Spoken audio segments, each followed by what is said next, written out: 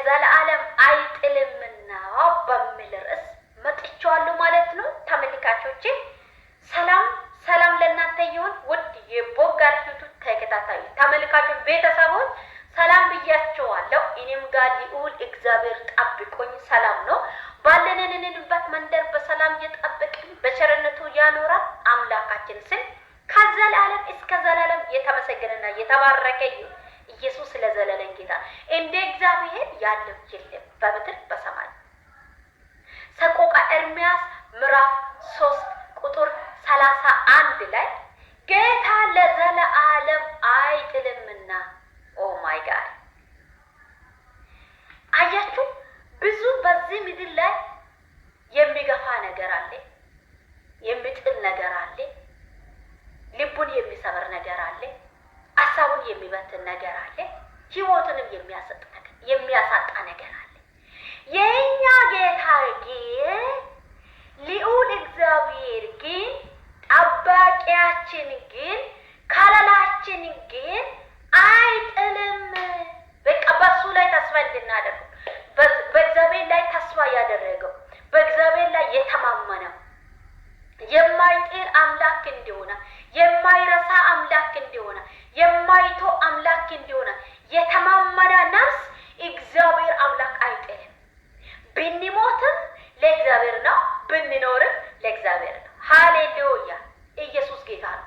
መከራ ቢበዛ፣ ሐዘን ቢበዛ፣ ችግሩ ቢበዛ፣ ብቸኝነት ቢበዛ፣ ጭንቀቱ ቢበዛ፣ ማጣት ቢበዛ ጌታ ስሙ ይባረክ። እግዚአብሔር ነው። አይለወጥ፣ አይቀየር። ይለወጣልን፣ ይቀይራልን፣ ይዳስሳልን፣ ይፈወሳል። የታመሙትን ይፈወሳል፣ የታሰሩትን ደግሞ መፈታት እግዚአብሔር አምላክ ይሆናል። ለተጨነቁትን ደራሽ ይሆናል። ስለዚህ ሃሌሉያ የኔ ጌታ አይጥልም።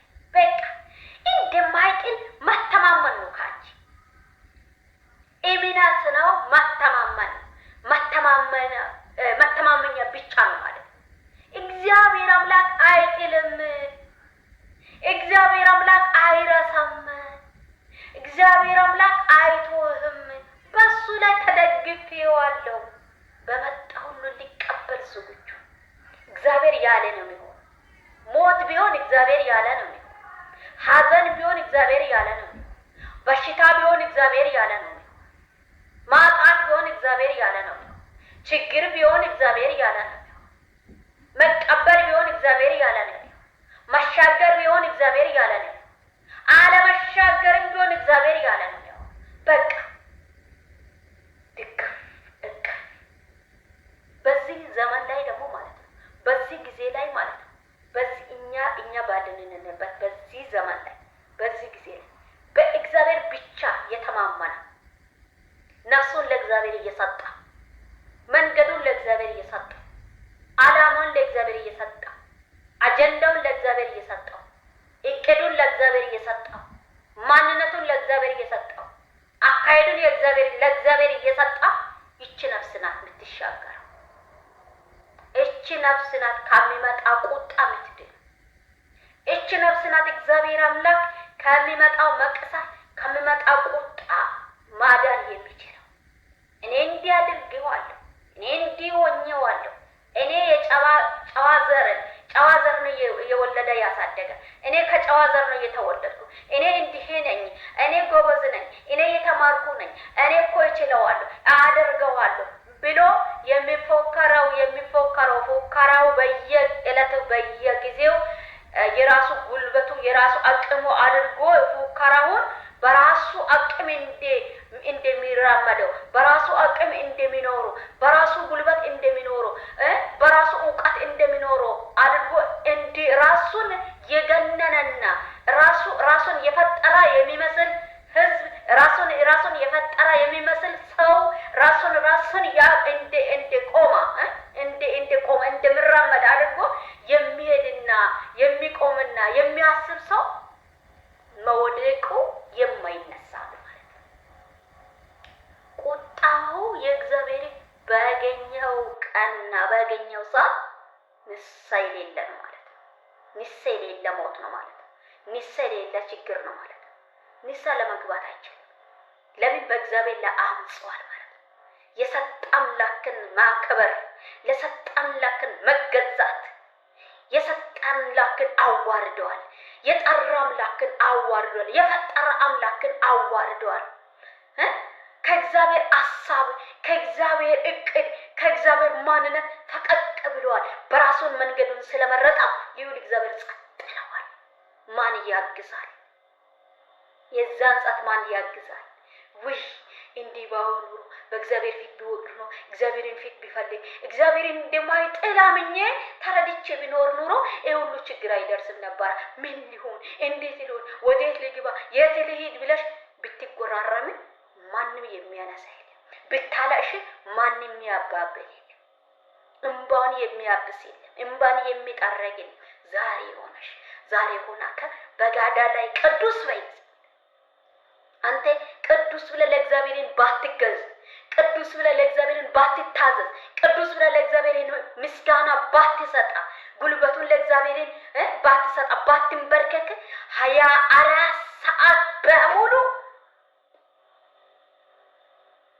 24 ሽማግሌዎች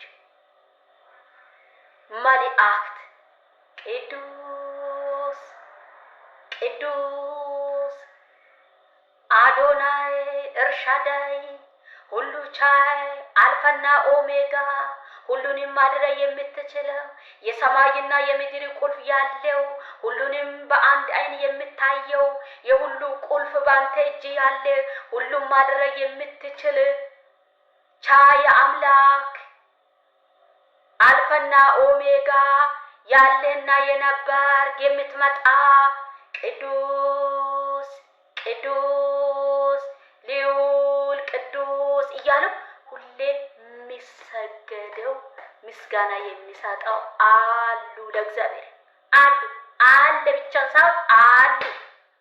ጌታ ስሙ ይባላል። ስለዚህ ልዑል እግዚአብሔር አይረሳም። ልዑል እግዚአብሔር አይጥልም። ልዑል እግዚአብሔር አልፈልግሽም አልፈልግም አይልም። ግን እግዚአብሔር አምላክ እንደማይረሳ እንደማይተው እንደማይጥል አውቀሽ ብርክክ ብለሽ በእግዚአብሔር ፊት ስትገኝ ማለት ነው። ብርክክ ብለ በእግዚአብሔር ፊት ስትገኝ ማለት ነው። ኢየሱስ ለዘላለም ጌታ። ብርክክ ብለን በእግዚአብሔር ፊት ስንሆን እግዚአብሔር ለዘላለም ይጥላልን? ይህንን ፓርቲ 2 አድርጌ ነው ሼር የሚያደርገው። ምክንያቱም ባለፈው ሼር ያደረኩት ምዕራፍ ስህተት አለ በእኔ በኩል ማለት ነው። ስለዚህ ይህንን ስህተት ለማረም ዛሬ ሼር አድርገዋለሁ ማለት ነው። እናንተም ደግሞ ይህንን ምዕራፍ ሁሉንም ማንበብ አለባችሁ ማለት ነው። ትንቢታ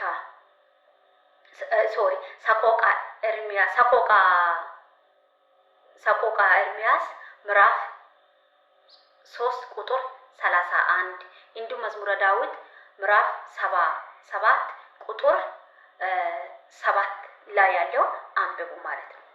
ጌታ ኢየሱስ እንዲህ ይላል፣ እግዚአብሔር ለዘላለም ይጥላልን? ጥያቄ ምልክት። እንግዲህስ ቸርነቱ አይጨመርምን? የእግዚአብሔር ቸርነት አይጨመር? የእግዚአብሔር ምሕረት አይጨመርብን? ይጨምራል። ይጥላልን? እግዚአብሔር አይጥልም። እግዚአብሔር አምላክ እንደማይጥል እነ ዳዊት እነ አብርሃም እነ ይስሐቅ እነ ያዕቆብ ትላንት አገልግሎ ያለፉ አባቶች መስክረዋል። እኛ የምንመሰክር እግዚአብሔር አምላክ ይጥላልን? አይጥልም፣ አይረሳም። እግዚአብሔር አምላክ በምሕረቱ አልጎበኘምን? ጎበኝቷል፣ አይቷል። ስለዚህ የእግዚአብሔር ምሕረት፣ የእግዚአብሔር ቸርነት፣ የእግዚአብሔር ጥበቃ ባንቺ ህይወት ላይ ባንቺ ቤት ላይ እንዳለ አውቀሽና አውቃ ለእግዚአብሔር ነው። ሌላ ነገር በዚህ